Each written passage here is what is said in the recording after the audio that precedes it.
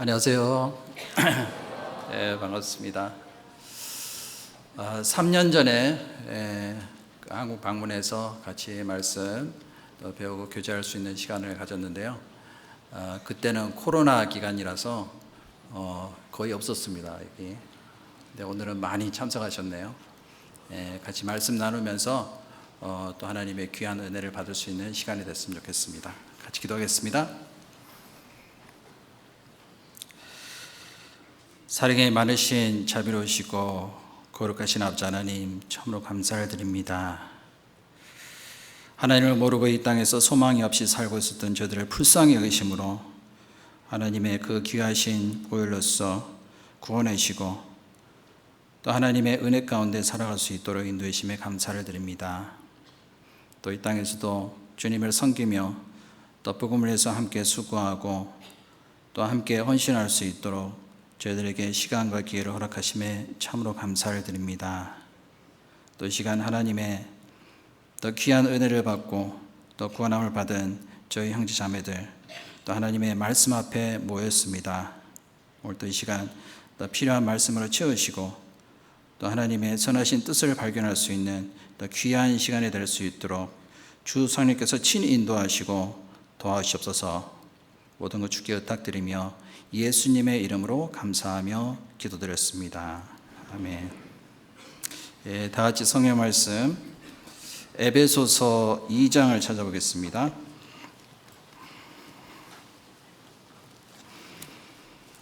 에베소서 2장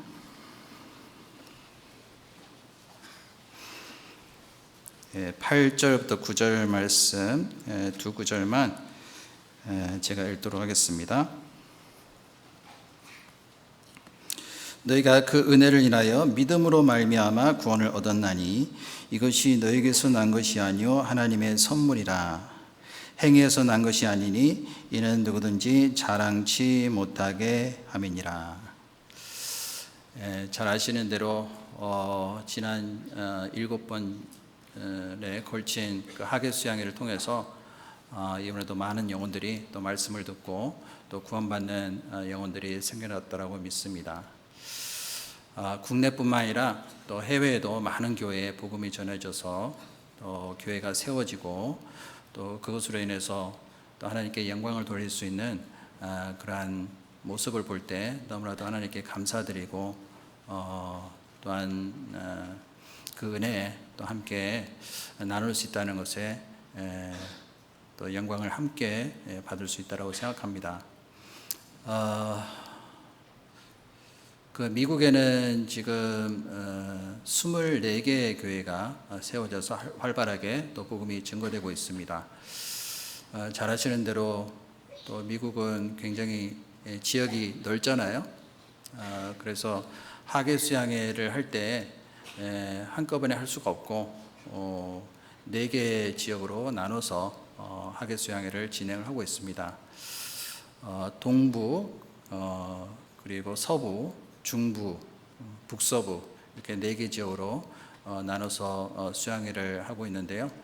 특별히 올해는 또 하와이 지역에 또 하계 수양회를 따로 진행을 했습니다. 그래서 총 5개 지역으로 구분해서 수양회를 진행을 했고요. 그 해마다 이제 수양회에 참석하는 숫자가 점점 늘어나서 동부 지역에는 9개의 교회가 있습니다. 그래서 9개 교회 총 참석 인원이 821명, 서부는 5개 교회 886명, 중부는 6개 교회 167명, 또 북서부는 시애틀 1개 교회에서 62명, 하와이는 85명, 총 2021명이 참석을 했습니다. 처음으로 올해는 2,000명을 넘어섰는데요. 특히 이제 라티노 분들이 굉장히 말씀을 많이 들으시고 구원받는 일들이 생겨났습니다. 제가 있는 워싱턴 교회도 지금 라티노 분들이 꾸준히 늘어나고 있는데요. 미국에 온 그 이민자들 중에서 라티노 분들이 굉장히 많이 있습니다. 그래서 최근에 이제 이민 오신 분들도 많이 있는데 또 마음이 굉장히 가난하고 또 순수하기 때문에 복음을 깨닫는데 굉장히 다른 분들보다 더 쉬운 것을 느낄 수가 있었습니다. 워싱턴 교회는 총 지금 250명 정도 같이 모여서 교제를 하고 있고요. 라티노 분들이 최근에 한 구원받으신 분들이 한 40명 정도, 40명에서 50명 정도 말씀을 듣고 구원받으시고 또 함께 교제를 하고 있습니다. 언제 워싱턴 교회 한번 오시죠. 그래서 그 미주 교회를 위해서 또 기도를 해주시고 특별히 또 관심을 가주시면 감사하겠습니다.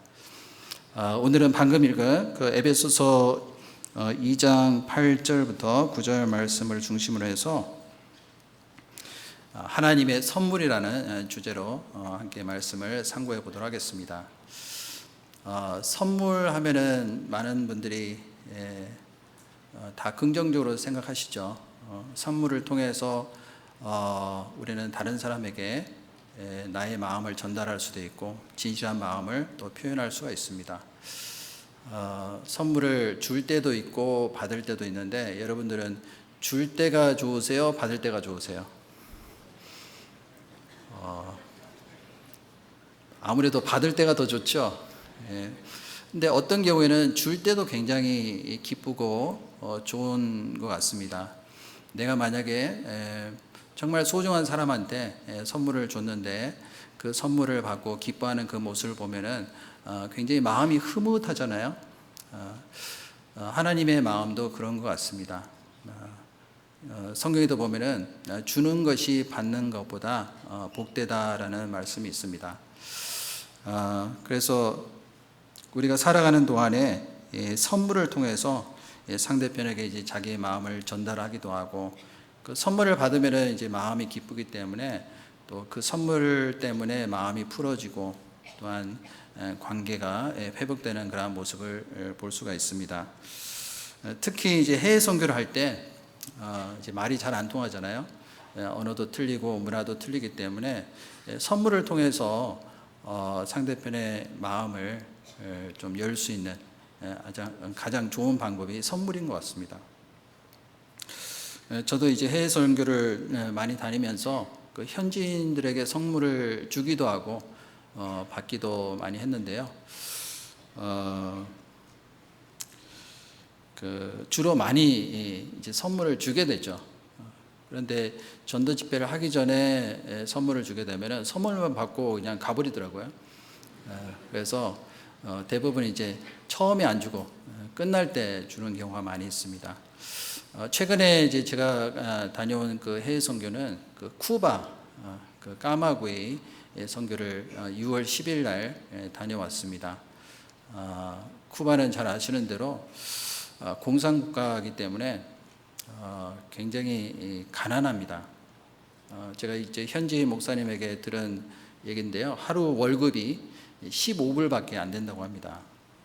그러니까 한국 돈으로 하면 한 2만 원 정도밖에 안 되죠. 그래서 그 굉장히 경제적으로도 굉장히 가난하고 또 마음도 굉장히 가난한 것 같습니다. 근데 그 전에는 뭐 그렇게 가난하지는 않았다고 합니다. 원래 이제 쿠바는 스페인의 지배를 굉장히 오랫동안 받았습니다. 한 400년 정도 스페인 지배를 받았고요. 그러다가 이제 1900년대 미국의 그 도움으로 독립을 한 이후에는 좀 경제적으로 좋아졌다고 합니다. 그 이후로 이제 미국에서 많이 도와줬죠. 1960년대까지. 그런데 카스트로라는 사람이 등장해서 공산주의 혁명을 일으켰습니다. 그 이후부터는 이제 미국과의 그 국교를 단절하고 소련하고 이제 연결이 돼서 소련의 지원을 많이 받았다고 합니다. 근데 점점 이제 나라가 좀 살기가 힘들어지고 그리고 그 결정적으로 1990년대 소련이 이제 붕괴가 됐잖아요. 그때부터는 더 살기가 어려워졌다고 합니다. 사실은 지도를 놓고 보면은 쿠바는 미국과 굉장히 가까운 나라입니다. 그래서 그 미국의 마이애미 공항에서 비행기를 타면은 1시간 정도밖에 걸리지 않습니다. 그래서 쿠바에서 그 미국으로 이민 오신 분들도 많이 계시죠. 그런데 이제 복음이 들어가지 않은 상태였기 때문에 우리 교회는 없었습니다. 그러다가 이제 스페인 그리고 멕시코에 계신 그 선교사님들이 2019년도에 가셔서 집회도 하고 또 말씀을 전하셔서 구원받는 숫자가 이제 조금씩 늘어났습니다. 그러다가 교회가 이제 세워졌는데요. 첫 번째 교회가 이제 피날데리오 첫 번째 교회가 세워졌고요. 두 번째 교회가 이제 까마구에입니다. 그 이름이 생각 잘 안 나시면은 그냥 까마귀라고 하시면 됩니다. 그래서 거기에 이제 전도가 돼서 현지 전도인을 세워서 복음이 전해져 가지고 지금은 교회가 두 군데가 세워졌습니다. 교회가 그렇게 크지는 않아요. 다 모여도 한 60명에서 70명 정도 됩니다. 아까도 말씀드렸다시피 그 공산주의 국가이기 때문에 적극적으로 우리가 가서 전도 집회를 크게 하고 할 수는 없는 그런 상태입니다. 그래도 이제 꾸준히 이제 구원받으신 분들이 늘어나서 지금은 이제 점점 교회가 이제 성장이 되고 있는 그런 상태에 있습니다. 그래서 워싱턴 교회에서는 이제 까마구에이 선교를 이제 지원을 해주고 있고요. 그리고 아틀란타 교회는 이제 피날데리오 교회를 지원을 해주고 있습니다. 그래서 지난번에 이제 6월달에 갔다 왔는데요, 정말 못 살더라고요. 거기는 모든 것들이 다 수입을 해야 되기 때문에 굉장히 비쌉니다. 그리고 이제 식량도 이제 배급제죠. 그래서 배급을 받아서 먹어야 되는 그러한 그 상태에 있고요. 그리고 뭐든지 이제 구하기가 굉장히 힘들죠.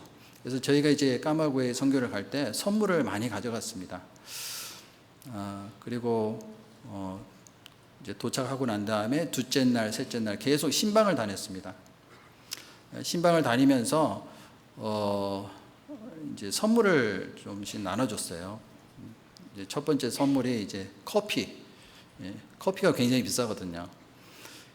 미국에서는 커피가 뭐 굉장히 싸죠. 뭐 5불이나 한 10불 정도면 사거든요. 근데 거기서는 월급이 15불이잖아요. 그래서 커피를 주면 굉장히 좋아합니다. 그리고 비누도 굉장히 비싸요. 그래서 비누도 선물해주고, 그리고 쿠바는 딱 두 계절밖에 없습니다. 더운 계절과 더 더운 계절. 항상 덥습니다. 근데 저희가 갔을 때가 더 더운 계절이었어요. 굉장히 덥습니다. 그러니까 6월 달부터 시작해서 8월 달까지 굉장히 덥거든요.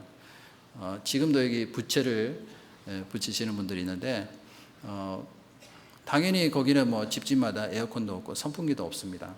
그래서 부채도 없어요. 부채도 뭐 살 수 있는 데도 없고 살 돈도 없기 때문에 이제 부채를 선물했습니다. 그러니까 굉장히 좋아하더라고요. 그래서 마음을 이렇게 많이 열 수가 있었던 것 같습니다.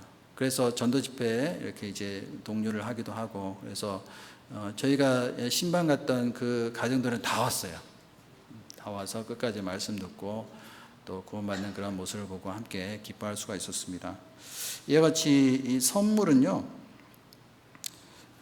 그 사람의 마음을 움직일 수 있는 것 같습니다. 선물을 통해서 사람들의 마음을 살 수도 있고 또 자연스럽게 마음을 많이 열 수 있는 어떤 힘이 있는 것 같습니다.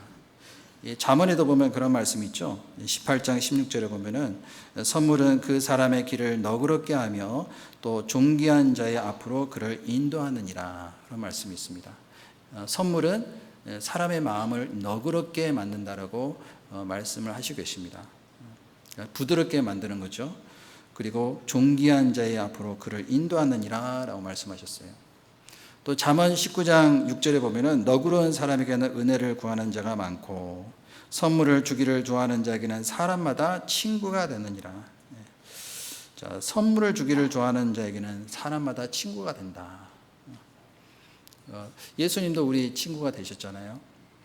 그래서 오늘은 하나님께서 우리에게 주신 그 선물이 어떤 종류가 있는지, 그리고 그 선물들의 특징이 무엇인지, 그리고 선물을 받은 사람으로서 어떠한 마음의 자세를 가지고 살아야 될지에 대해서 같이 한번 살펴보도록 하겠습니다. 방금 읽은 2장 8절에 보시면은 너희가 그 은혜를 인하여 믿음으로 말미암아 구원을 얻었나니 이것이 너에게서 난 것이 아니요 뭐라고요? 하나님의 선물이라고 했습니다. 이 선물이라는 것은 거저 주어지는 거잖아요. 하나님의 은혜로 말미암아 주어졌다라고 했습니다. 은혜라는 것은 받을 자격이 없는 사람이 받는 것이죠. 전혀 우리는 구원함을 받을 자격이 없는 사람이었지만은 무조건적인 그 하나님의 사랑과 은혜로 인해서 우리는 구원함을 받았습니다. 그래서 이 선물은 하나님께서 그냥 주셨기 때문에 누구든지 자랑할 수 없다라고 말씀하셨어요. 행위로 된 것이 아니기 때문에 그렇습니다. 하나님께서 우리에게 주신 그 가장 첫 번째 선물이 무엇일까요? 사실은 구원받기 전에도 하나님은 우리에게 많은 선물을 주셨습니다. 이 말씀 잠깐 접어두시고요. 사도행전 17장을 찾아보도록 하겠습니다.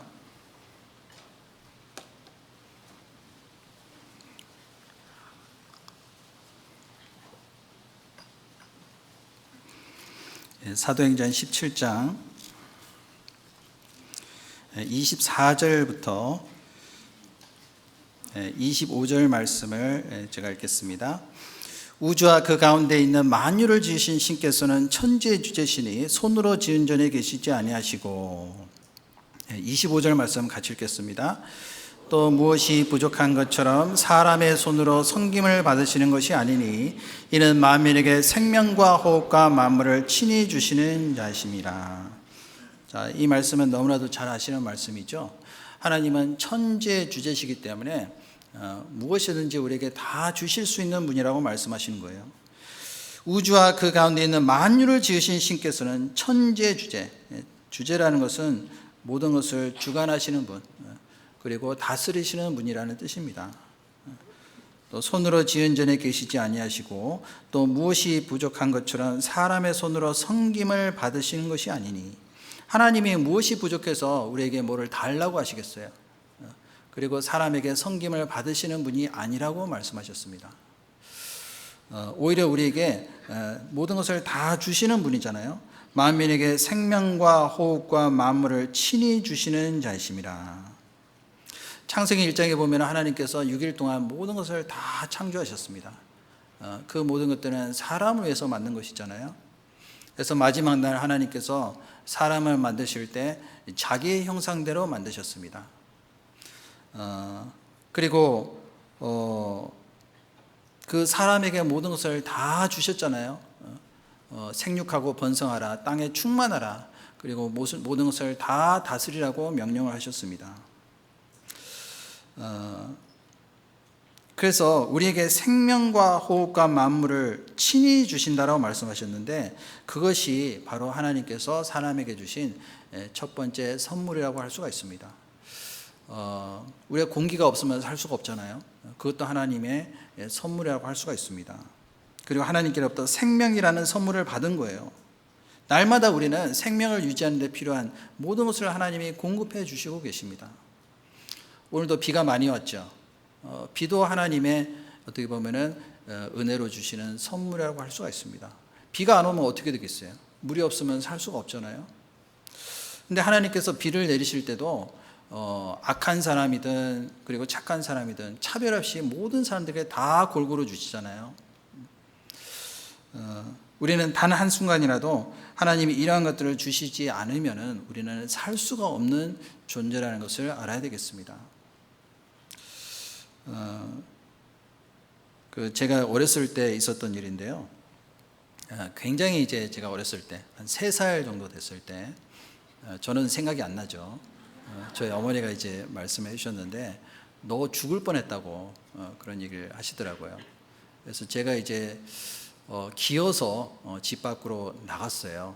아무도 보지 않은 상태에서. 그래서 몰래 나갔습니다.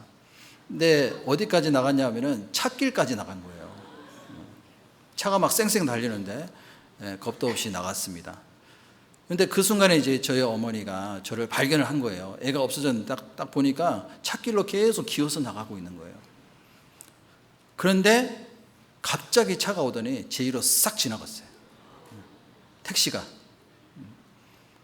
그래서 깜짝 놀라가지고 가서 보니까 애가 웃고 있더라고. 생글생글. 저도 모르는 사이에 이제 죽을 뻔했죠. 그와 같은 어떤 경우를 우리는 나도 모르는 사이에 많이 지나갔을 거예요, 아마. 죽을 뻔한 그런 일을 많이 우리는 경험을 하게 되잖아요. 만약에 제가 그때 죽었다라면은 이 자리에 제가 쓸 수가 없었겠죠. 그래서 그것도 하나님의 은혜라고 생각합니다. 사실은 우리가 살면서 하나님의 은혜를 굉장히 많이 경험을 하고 살고 있는데 우리는 모르고 살고 있는 거예요. 우리가 모르는 사이에 하나님의 은혜가 많이 지나갔습니다. 그런데 우리는 그것을 알지 못하고 살아가는 그 가운데 오히려 하나님을 원망하고 또 불평하는 그러한 어떤 모습을 가지고 살 때가 많이 있는 것 같습니다. 우리가 살면서 하나님의 은혜가 많이 지나갔는데 아는 은혜가 많을까요? 모르는 은혜가 많을까요? 모르는 은혜가 훨씬 더 많을 겁니다. 부모님이 우리에게 여러 가지 필요한 것들을 공급해 주시고 돌봐 주시고 키워주셨잖아요. 근데 우리는 그 은혜를 다 알지 못하고 살아가는 경우가 많이 있는 것 같습니다. 하나님의 그 은혜도 그와 마찬가지라고 생각합니다.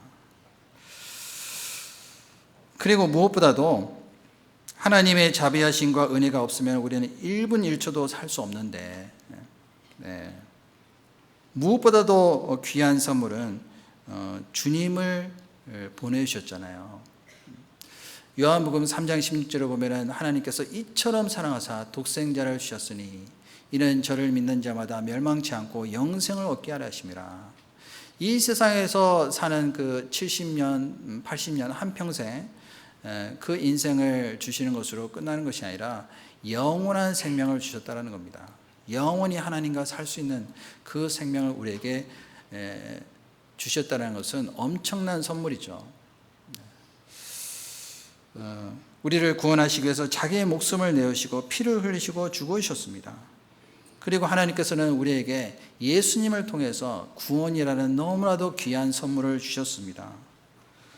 이 선물은 하나님의 은혜로 주어졌다라고 말씀을 하시고 계십니다. 그래서 에베소서 2장 8절에 너희가 은혜를 인하여 믿음으로 말미암아 구원을 얻었나니 이것이 너희에게서 난 것이 아니요 하나님의 선물이라고 했습니다. 로마서 6장 23절에 보면 죄의 삭은 사망이요 하나님의 은사는 그리스도 예수 우리 주 안에 있는 영생이니라. 죄의 삭은 사망이라고 말씀하셨잖아요. 하나님의 말씀에 불순종함으로 인해서 첫 번째 사람 그 아담이 결국에는 하나님과의 관계가 단절이 되어버렸고 그리고 허물과 그 죄로 인해서 죽고 말았습니다. 그런데 하나님께서 그 영혼을 불쌍히 여기심으로 구원해 주시기 위해서 예수님을 이 땅에 보내신 겁니다. 그래서 하나님의 은사는 그리스도 예수 우리 주 안에 있는 영생이니라. 하나님의 은사라고 되어 있는데요, 그 은사가 바로 선물입니다. 그리스도 예수 우리 주 안에 있는 영생이라고 말씀하셨어요. 예수님을 통해서 우리에게 주신 그 선물, 이 선물은 우리가 이 세상의 어떤 것으로도 우리가 가치로 따질 수가 없습니다. 말씀 한 군데 더 찾아보도록 하겠습니다. 로마서 5장 15절.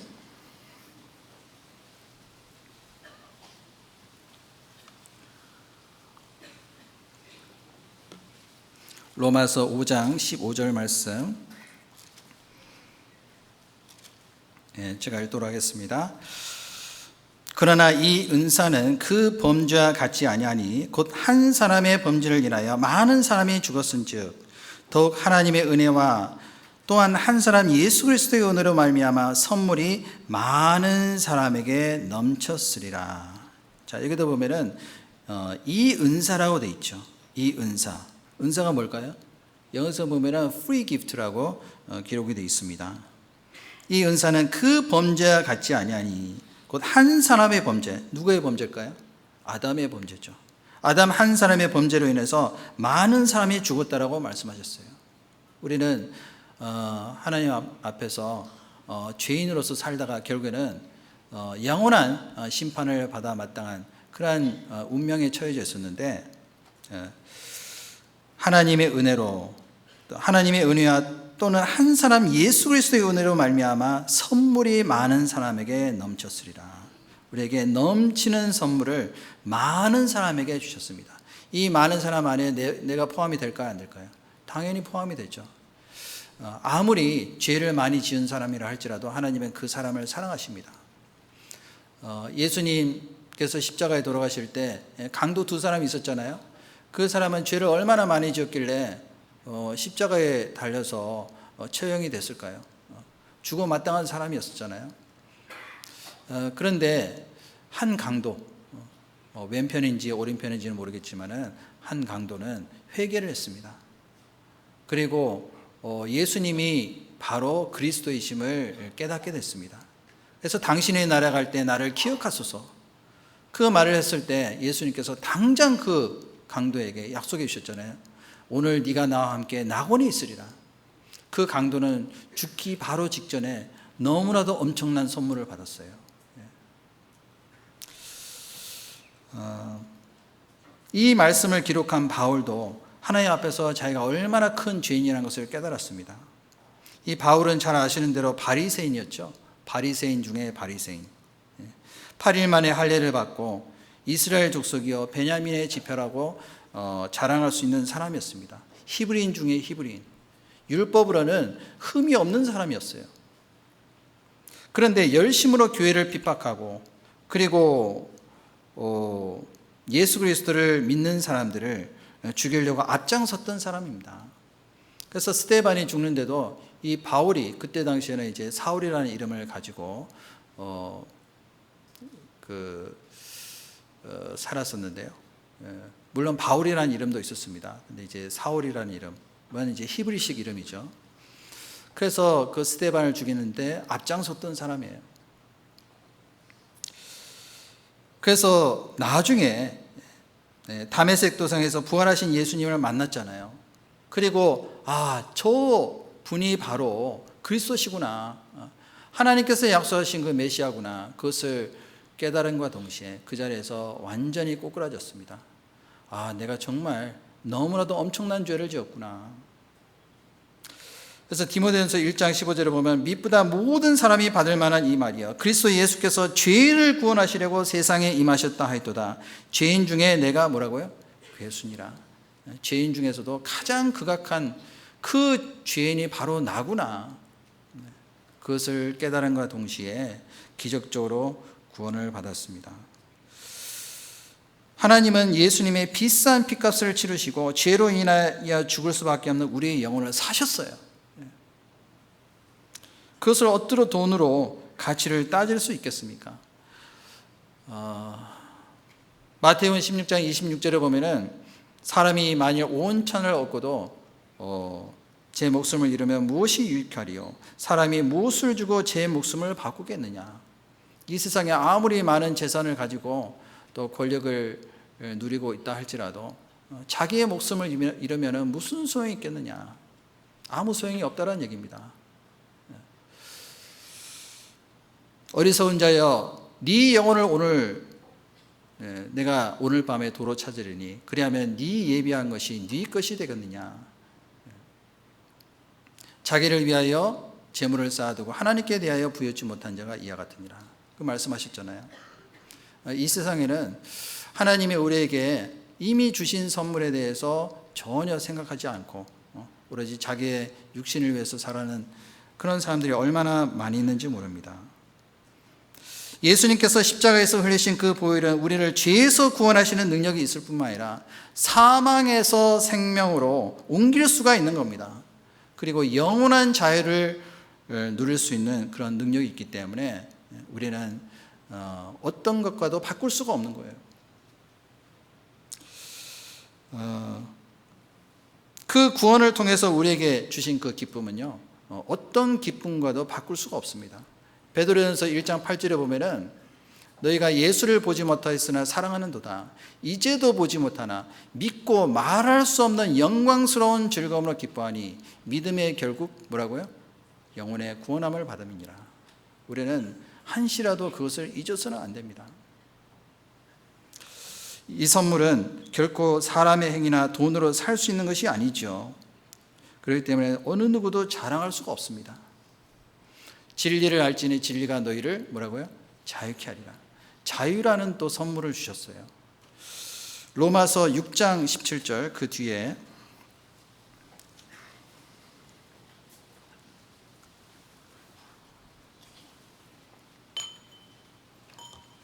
로마서 6장 17절부터 18절까지 제가 읽겠습니다. 하나님께 감사하리로다. 너희가 본래 죄의 종이더니 너에게 전하여 준 바 교훈의 본을 마음으로 순종하여. 18절은 같이 읽겠습니다. 죄에게서 해방되어 의에게 종이 되었느니라. 자, 구원받기 전에 우리는 죄의 종이었잖아요. 마귀의 종으로서 마귀가 시키는 대로 살았습니다. 그 자유가 아니면은 죽음을 달라는 그런 말이 있죠. 어떤 사람은 자유를 얻기 위해서 죽기를 각오하는 사람들이 있습니다. 원래 미국이라는 나라도요, 그 영국에서의 그 속박을 피해서 자유를 갈망하는 그런 마음으로 온 그 사람들이 세운 나라가 바로 미국입니다. 그래서 필라델피아 주에 가보면은 이 독립기념관이 있는데요, 그 안에 자유의 종이라는 것이 있어요. 그 리버티 벨이라고 1752년에 제작을 했는데요, 지금도 보존을 하고 있습니다. 그 종에 이제 새겨진 그 성경 구절이 있는데요, 레위기 25장 10절이 있습니다. 이 땅의 모든 거민들에게 자유를 공표하라, 그런 말씀이 새겨져 있어요. 그만큼 이제 자유를 갈망하는 마음으로 그 미국 땅에 왔고 자유를 쟁취하는 그러한 과정을 볼 수가 있습니다. 뉴욕에다 가보면 뭐가 있죠? 자유의 여신상, 93m 정도 됩니다. 그것이 이제 미국을 상징한다고 그러잖아요. 지금도 북한에서는 자유를 얻기 위해서 목숨을 걸고 탈출을 시도하는 사람들이 많이 있습니다. 저도 많이 만나봤거든요. 그런데 이 세상에서 누리는 자유는 잠시 잠깐입니다. 진정한 자유는 주님만이 주실 수가 있는 거예요. 그래서 17절에 보면은 하나님께 감사하리로다. 너희가 본래 죄의 종이더니 너에게 전하여 준 바 교훈의 본을 마음으로 순종하여. 우리는 죄의 종이 되었다가 자유를 받았기 때문에 이제는 더 이상 그 죄의 종으로서 살아갈 수가 없습니다. 주인이 바뀌었잖아요. 그래서 이제는 교훈의 본을 마음으로 순종하여 하나님의 말씀에 순종하는 의의 종이 우리가 스스로 됐잖아요. 예수님은 죽기를 무서함으로 일생에 매여 종노릇하는 모든 사람들을 놓아주고 자유케 하시기 위해서 우리를 구원하신 겁니다. 그리고 더 이상 죄와 마귀와 그 사망의 권세에 의해서 얽매여서 사는 그 굴레, 거기서 벗어나서 이제는 해방이 되어 진정한 자유와 안식과 평안을 누리게끔 하기 위해서 우리를 구원하신 겁니다. 마태복음 11장 28절에도 보면은 수고하고 무거운 짐진 자들아 다 내게로 오라. 내가 너희를 쉬게 하리라. 나는 마음이 온유하고 겸손하니 나의 멍에를 메고 내게 배우라. 그리하면 너희 마음이 쉼을 얻으리니 나의 멍에는 쉽고 내 짐은 가벼우니라. 그 말씀하셨잖아요. 비록 구원받은 이후에도 사실은 이 인생이 굉장히 고달프죠. 고난의 연속입니다. 그러나 이제는 하나님의 종으로서 복음을 전하는 그 일을 위해서 우리가 고난을 받기를 스스로 우리가 자취했잖아요. 스스로 원하는 겁니다. 그러한 선물을 받은 사람은 이 세상의 어떠한 죽음도 두렵지가 않습니다. 그래서 구원받은 사람의 특징은 뭐냐 하면은 죽음이 두렵지 않아요. 그냥 오늘 죽으면 천국 가잖아요. 그렇기 때문에 이 진리를 통해서 우리에게 주시는 그 진정한 영적 자유, 이것은 무엇으로도 바꿀 수가 없는 겁니다. 그리고 우리에게 또 다른 선물을 주셨습니다. 사도행전 2장을 찾아보겠습니다. 사도행전 2장 38절.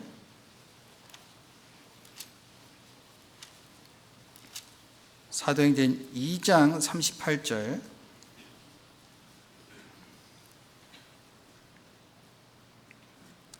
찾으셨으면 같이 읽겠습니다. 베드로가 가로되 너희가 회개하여 각각 예수 그리스도의 이름으로 세례를 받고 죄 사함을 얻으라. 그리하면 성령을 선물로 받으리니. 자, 여기 보면은 베드로가 말씀을 증거할 때 3,000명씩 5,000명씩 구원을 받는 그런 역사가 일어났습니다. 처음에는 이제 120명의 성도들이 모여서 예루살렘에서 기도를 하는 그 가운데 성령이 임해서 성령의 권능을 받고 담대히 말씀을 증거했습니다. 그리고 베드로가 말씀을 증거하는 그 내용이 이제 기록이 되어 있는데요. 38절에 보면은 베드로가 가로되 너희가 회개하여 각각 예수 그리스도의 이름으로 세례를 받고 죄 사함을 얻으라. 그리하면은 뭐를 주신다고요? 성령을 선물로 주시리니. 근데 많은 사람들이 이 말씀을 좀 오해하는 경우가 있습니다. 회개하여 각각 예수 그리스도의 이름으로 세례를 받고 죄 사함을 얻기 전에 그러면 세례를 먼저 받아야 되느냐? 그런 말 뜻은 아니고요. 이 뜻은 예수 그리스도의 이름으로 세례를 받으라는 뜻은 예수 그리스도의 죽으심과 부활하심을 근거로 해서 죄 사함을 받은 사람을 가리키고 있는 겁니다. 그 세례라는 그 뜻은 예수님의 죽으심이잖아요. 죽으심과 부활하심을 우리가 많은 사람들에게 또 하나님 앞에서 자기의 신앙 고백을 하는 것이 바로 침례식입니다. 침례식은 구원받은 사람만이 할 수가 있어요. 근데 여기서는 침례식을 가리키는 것이 아니라 침례의 본래 목적에 대해서 말씀을 하시는 겁니다. 의미에 대해서 말씀하시는 거예요. 그래서 너희가 회개하여, 이 회개라는 것은 헬라어로 메타노에로라고 합니다. 메타노에오. 뜻은 뭐냐면 마음과 생각을 바꾸어 방향을 전환하다, 그런 의미를 가지고 있습니다. 사람이 구원을 받으려면 자기가 가지고 있는 잘못된 생각과 잘못된 그 마음을 버려야 되잖아요. 그래서 하나님께로 방향을 전환하는 것이 바로 회개입니다. 많은 사람들이 잘못 생각하는 것이 회개는 뭐 날마다 짓는 죄에 대해서 하나님 앞에서 자백하는 것을 회개라고 생각하는데, 여기서는 그러한 회개가 아니라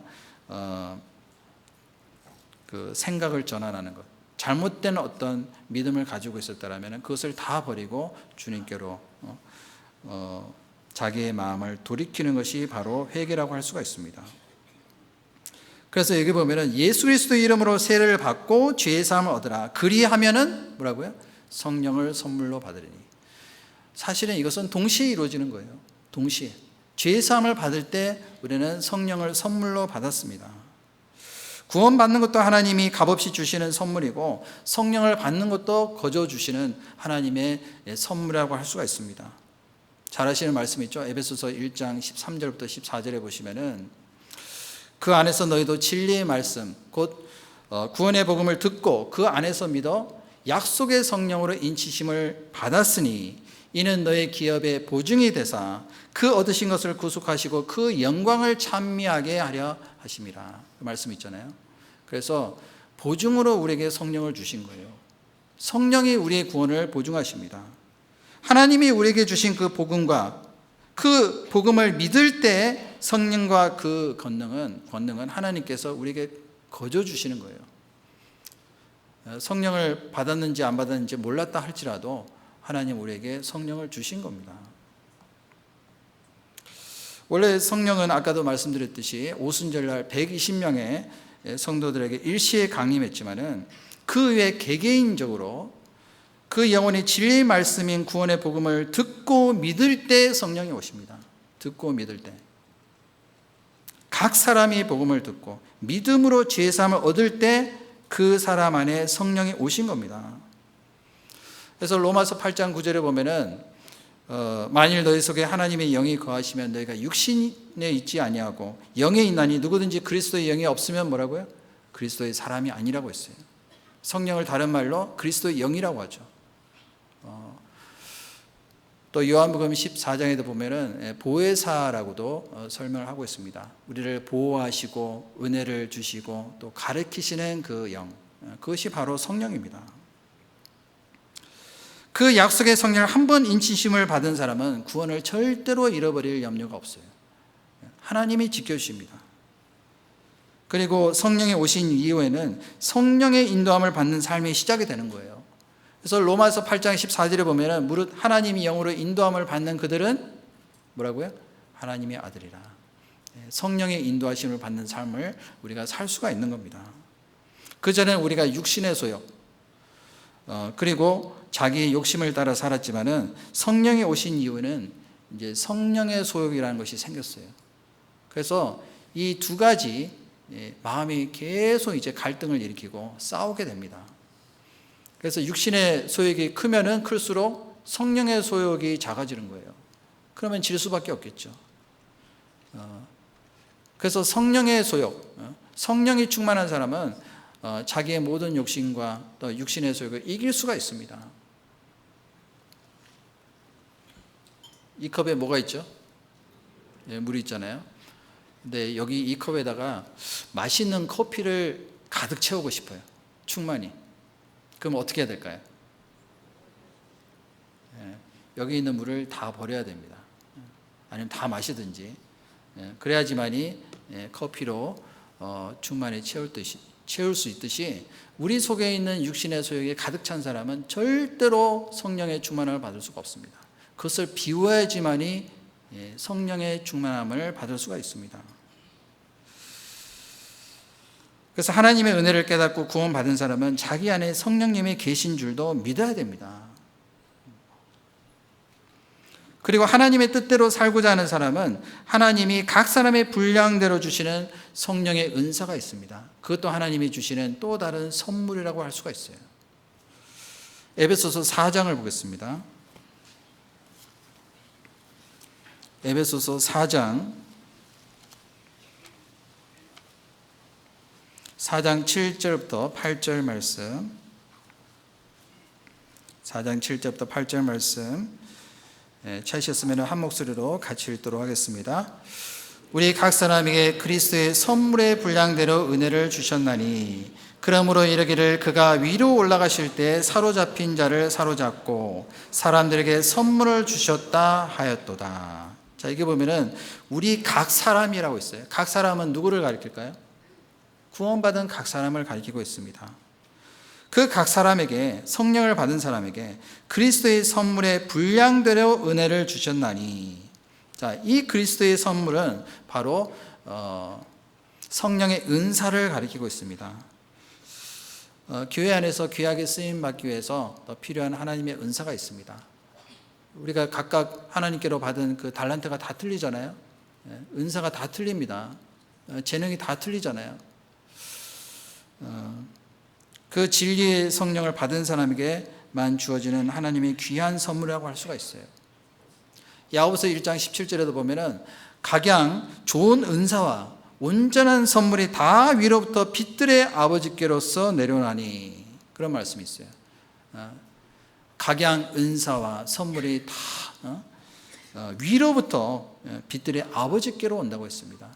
하나님이 주시는 또 다른 선물이라고 할 수가 있어요. 그리고 우리에게 주시는 또 다른 선물이 있습니다. 지혜라는 선물을 주셨어요. 지혜. 잠언 3장을 보겠습니다. 잠언 3장 13절.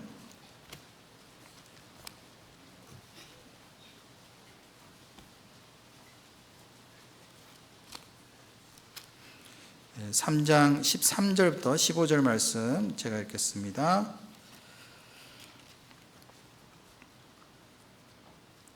지혜를 얻은 자와 명철을 얻은 자는 복이 있나니 이 지혜를 얻는 것이 은을 얻는 것보다 낫고 그 이익이 정금보다 나음이니라. 15절은 같이 읽겠습니다. 지혜는 진주보다 귀하니 너의 사모하는 모든 것으로 이에 비교할 것이 없도다. 이 말씀을 누가 기록했을까요? 솔로몬이 기록을 했습니다. 이 말씀을 기록한 솔로몬은 하나님께서 주신 그 지혜로 충만한 사람이었어요. 솔로몬은 왕이 된 이후에 하나님께 일천 번제를 드리고 기도를 했는데 하나님께 첫 번째로 구한 것이 바로 지혜였습니다. 그래서 어린 나이에 비록 왕이 됐지만은 솔로몬은 하나님께서 주시는 지혜로 나라를 잘 다스릴 수 있었습니다. 그리고 이제 잠언을 기록하고 또 전도서를 기록했잖아요. 아가서도 기록하고 그 지혜로서 말씀을 기록할 수가 있었습니다. 그래서 열왕기상 10장에 보면은 스바 여왕이 솔로몬의 지혜를 듣기 위해서 이디오피아에서 예루살렘까지 그 먼 거리를 마다하지 않고 막대한 시간과 경비를 투자해서 왔잖아요. 이디오피아에서 예루살렘까지 거리가 무려 1500마일 됩니다. 1500마일. 그런데 그 솔로몬의 지혜, 그 지혜를 얻기 위해서 진주보다 그 귀한 그 지혜, 그것을 눈으로 직접 보기 위해서, 듣기 위해서 온 겁니다. 그리고 이 스바 여왕은 솔로몬의 지혜뿐만 아니라 솔로몬이 건축한 성전과 궁전을 실제로 목격하고 얼마나 놀랐는지 모릅니다. 감탄을 했잖아요. 그리고 스바 여왕은 인생을 사는 동안에 무엇이 정말 중요한 문제이고 가치 있는 것을 알았기 때문에 그 모든 것을 위해서 자기 인생을 걸은 겁니다. 그 문제의 해답을 얻고 믿을 뿐만 아니라 마음에 큰 감동을 받을 수가 있었습니다. 근데 솔로몬보다 더 큰 이가 누구죠? 예수님께서 말씀하셨잖아요. 마태복음 12장 42절에 보면은 심판 때 남방 여왕이 일어나 이 세대 사람을 정죄하리니 이는 그가 솔로몬의 지혜로운 말을 들으려고 땅 끝에서 왔음이거니와 솔로몬보다 더 큰 이가 여기 있느니라. 누구죠? 예수님입니다. 예수님. 예수님을 얻은 사람이 가장 지혜로운 사람이에요. 솔로몬보다 더 큰 분이 이 땅에 오셨는데 그런데 사람들이 그 예수님을 알아보지 못했습니다. 예수님 배척하고 멸시했잖아요. 왜냐하면 예수님이 주시고자 하는 그 진리, 그 지혜가 얼마나 귀중한지를 몰랐기 때문이었습니다. 그래서 요한복음 5장 39절에 잘 아시는 말씀 있죠. 내가 성경에서 영생을 얻는 줄 생각하고 이 성경을 상고하거니와 이 성경이 곧 내게 대하여 증거하는 것이로다. 이 세상에서 가장 큰 지혜는 구원에 이르는 지혜라고 말씀하셨어요. 또 네가 어려서부터 성경을 알았느니 성경은 능히 너로 하여금 그리스도 예수 안에 있는 믿음으로 말미암아 구원에 이르는 지혜가 있게 하리니 모든 성경은 하나님의 감동으로 된 것으로 교훈과 책망과 바르게 함과 의로 교육하게 유익하니 라고 말씀하셨잖아요. 하나님의 사람으로 온전케 하려 함이라. 모든 선한 일을 행하게 하고 하나님의 사람으로 온전케 하는 것이 바로 성경입니다. 그래서 하나님께서 성경이라는 놀라운 선물을 주셨어요. 과거에는 이 성경 한 권을 기록하기 위해서 얼마나 많은 사람들이 희생을 당했는지 모릅니다. 그 옛날에는 지금 같은 종이가 없었잖아요. 그래서 양피지에다가 기록을 했습니다. 성경 3장을 기록하기 위해서는 평균적으로 양 한 마리가 죽어야 되는 거예요. 그럼 성경 처음부터 끝까지 다 기록하려면 양이 몇 마리 죽었을까요? 성경이 총 몇 장으로 되어 있죠? 물론 이제 옛날에는 예수님 오시기 전에 신약이 없었는데 일단 이제 신약까지 한번 생각을 해보겠습니다. 1189장이 있습니다. 그럼 양이 최소한 400마리는 죽은 겁니다.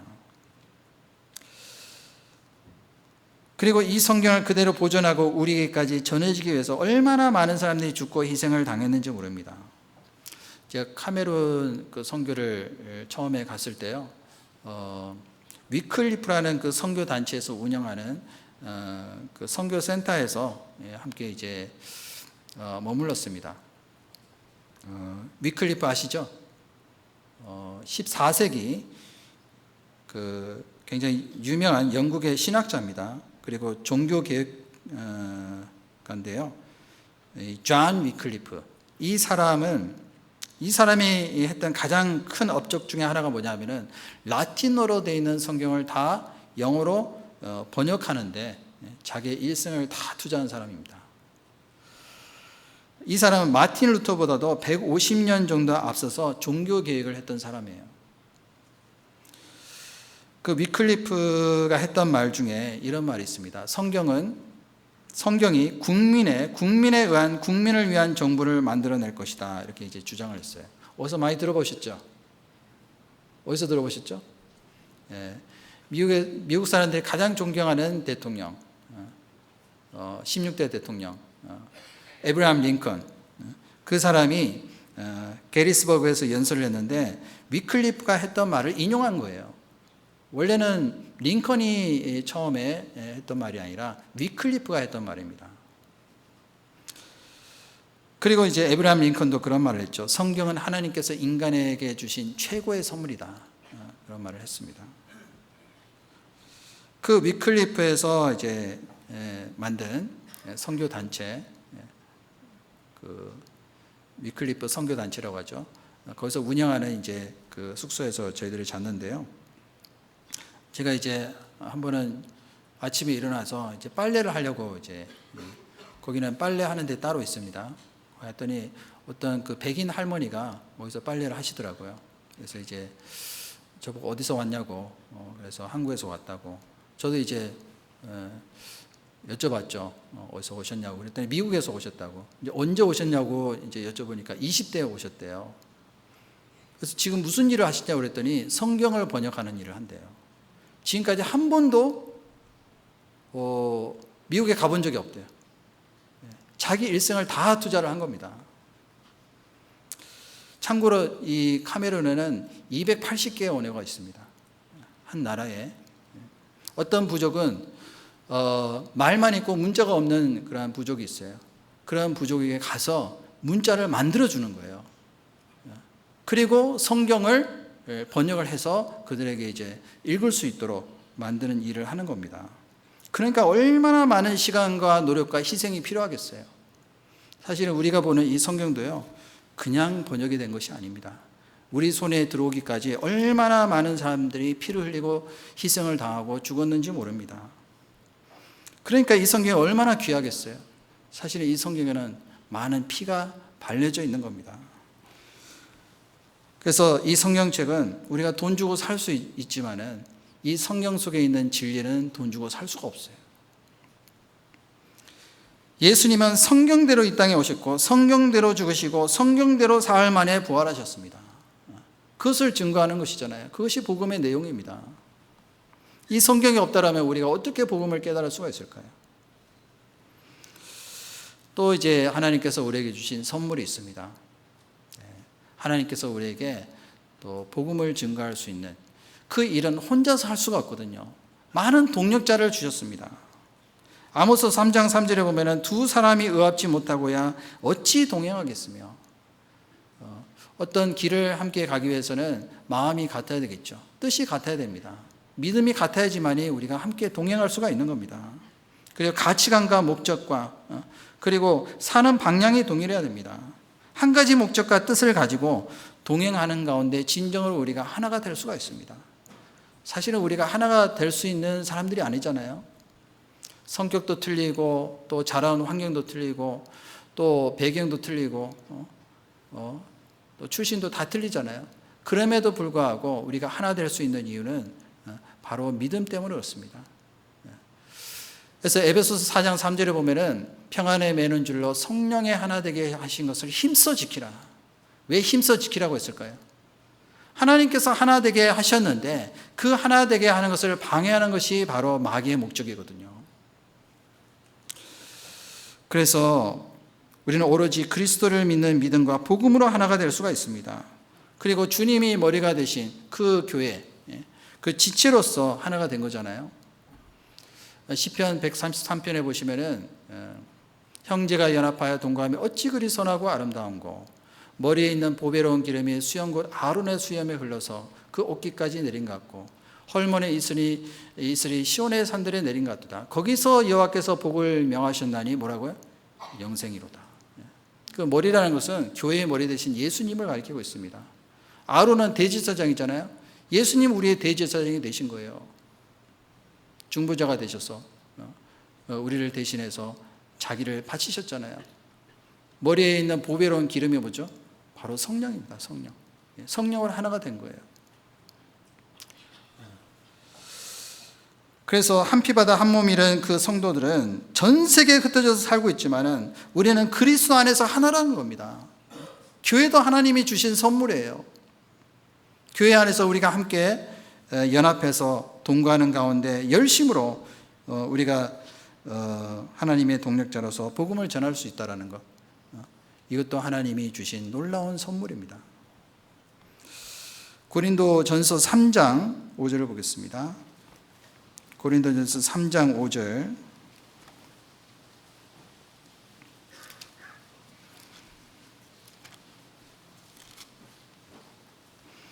(3장 5절부터 6절) 말씀 제가 읽겠습니다. 그런즉 아볼로는 무엇이며 바울은 무엇이뇨? 저희는 주께서 각각 주신 대로 너희로 하여금 믿게 한 사역자들이니라. 나는 심었고 아볼로는 물을 주었으되 오직 하나님은 자라나게 하셨나니 그런즉 심는 이나 물 주는 이는 아무것도 아니로되 오직 자라나게 하시는 하나님뿐이니라.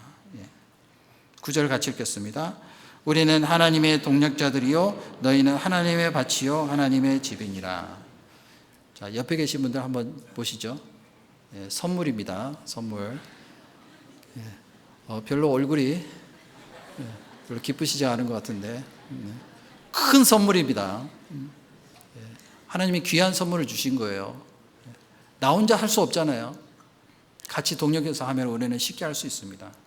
동력자가 있다는 것이 얼마나 우리에게 다행인지 모릅니다. 함께 할 수 있는 사람이 있다는 것. 아볼로는 물을 주었잖아요. 나는 심었고 나는 누구를 가리킬까요? 바울, 사도 바울. 사도 바울은 주로 이제 심는 일을 많이 했죠. 복음을 전하는 것. 이 복음이라는 것은 이제 씨와 같잖아요. 너희가 거듭난 것이 썩어질 씨로 된 것이 아니요 썩지 아니할 씨로 된 것이니 하나님의 살아있고 항상 있는 말씀으로 됐느니라. 그 말씀을 심는 일, 그것도 중요하지만은 또한 그 교회 안에서 구원받은 사람들이 점점 성장하기 위해서 물을 주는 일도 중요한 겁니다. 두 가지 일이 가장 큰 어떤 교회의 사역이라고 할 수가 있어요. 그래서 10년이나 물 주는 일은 아무것도 아니로되 오직 자라나게 하시는 하나님뿐이라. 하나님만 안 계시면 어떻게 우리가 그 일을 할 수가 있겠어요. 그래서 교회 안에서 맡은 일과 주어진 역할들을 잘 감당할 때 우리가 목정한 바를 이룰 수가 있습니다. 그 수요 말씀이 1시간이라고 하더라고요. 그래서 벌써 끝날 때가 됐습니다. 근데 이 시간이라는 것도 하나님이 주신 선물이에요. 오늘한 시간도 하나님이 주신 겁니다. 그래서 1분 1초 우리가 정말 우리 귀하게 여기고 헛되이 사용해서는 안 되겠습니다. 그래서 세월을 아끼라 때가 악하니라 라고 말씀하셨잖아요. 우리가 살고 있는 이 시대는요, 주님 오실 날이 너무나도 가까운 시대임이 분명한 것 같습니다.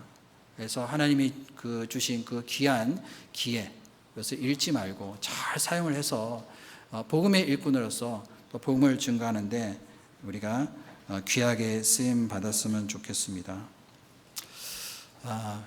또 한 가지 선물만 제가 말씀드리겠습니다. 지금까지 이제 우리에게 주신 선물도 있지만은 앞으로 주실 선물들이 있어요. 앞으로 주실 선물. 우리가 복음을 전했을 때 구원받는 영혼, 그것도 하나님이 주신 선물이에요. 큰 선물입니다. 그리고 또 한 가지 선물이 있어요. 하나님께서 장차 우리에게 주실 영광이 있습니다. 해의 영광이 틀리고 달의 영광이 틀리잖아요. 상급이 다 틀린 겁니다. 모세는 믿음으로 장성하여 바로의 공주의 아들이라 칭함을 거절하고 도리어 하나님의 백성과 함께 고난받기를 잠시 죄악을 누리는 것보다 더 좋아하고 그리스도와 함께 받는 능력을 애굽의 모든 보화보다 더 큰 재물로 여겼으니 이는 뭐라고요? 상주심을 바라본 거예요. 상주심을 바라보고 사는 거예요. 하나님이 우리에게 주실 더 큰 상이 있습니다. 그래서 선물만 다 받고 좋아할 것이 아니라 우리도 주님께 좀 선물을 드렸으면 좋겠어요. 우리가 드릴 수 있는 선물이 뭐가 있을까요? 하나님께. 하나님이 우리한테 뭘 원하실까요? 하나님은 마음을 원하십니다. 우리의 마음. 마음이 있으면 모든 것을 다 할 수가 있거든요. 그래서 정말 주님이 우리에게 베풀어 주신 그 은혜, 그 사랑에 정말 보답하는 마음으로 살아가는 그것이 하나님께 우리가 드릴 수 있는 선물이라고 생각합니다. 그것을 위해서 또 주님 오시는 그날까지 복음을 전하는 그 일을 위해서 달려갈 길을 우리가 끝까지 잘 마칠 수 있으면 좋겠습니다. 같이 기도하겠습니다. 사랑이 많으신 자비로우시고 거룩하신 아버지 하나님, 참으로 감사를 드립니다. 영원히 멸망받아 마땅한 이 더러운 죄를 위해서 십자가에서 그 귀한 보혈을 흘리시고 저희들을 값없이 의롭다 하시고 또 영원한 천국에 들어갈 수 있는 귀한 소망을 허락하심에 참으로 감사를 드립니다. 우리가 이 세상에 사는 동안에 그 은혜에 조금이라도 보답하는 그 삶을 살기를 간절히 원합니다. 아직까지 너무나도 부족하고 연약한 부분들이 많이 있습니다. 성령을 통해서 주시는 그 권능을 힘입어서 많은 사람들에게 복음을 전하는데 귀하게 쓰임받을 수 있도록 풍성한 지혜와 능력으로서 채우시기를 간절히 원합니다.